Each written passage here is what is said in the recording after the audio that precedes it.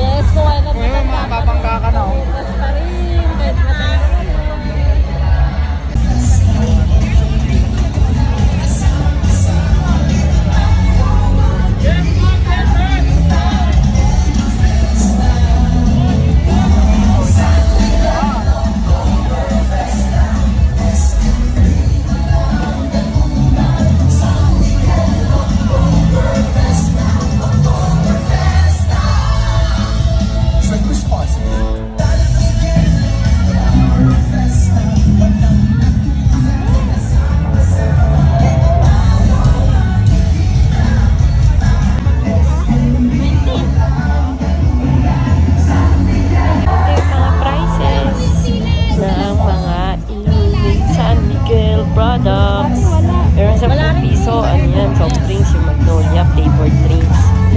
So, pagtapos mo magbayad, pupunta ka sa kabilang side. Ayan, ang order namin is 8 cups.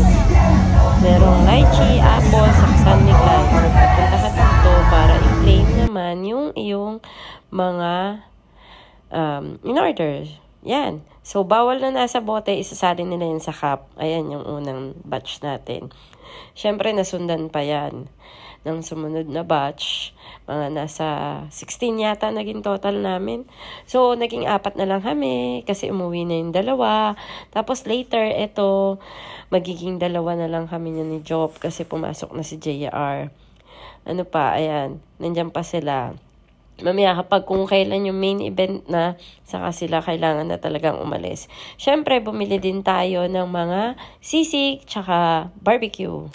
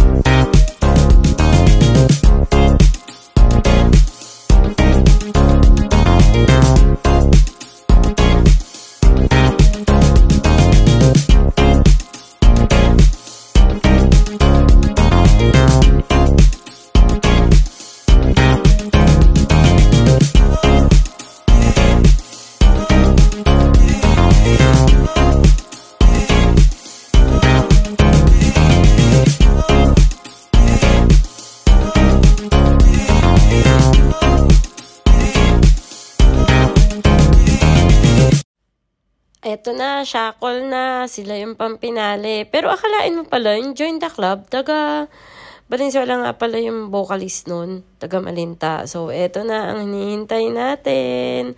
Shackle, shackle.